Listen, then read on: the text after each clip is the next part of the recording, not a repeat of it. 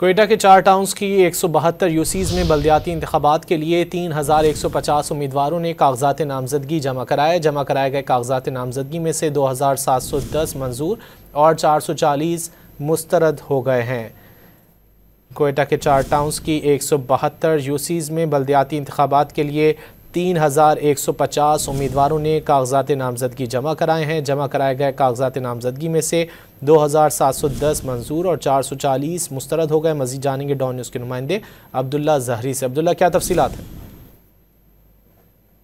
की जानिब से जाती आदाद शुमार के मुताबिक कोयटा शहर के 172 यूनियन कौंसिल की मजमूई तौर पर 640 नशिस्तों पर 3 जमा करवाए।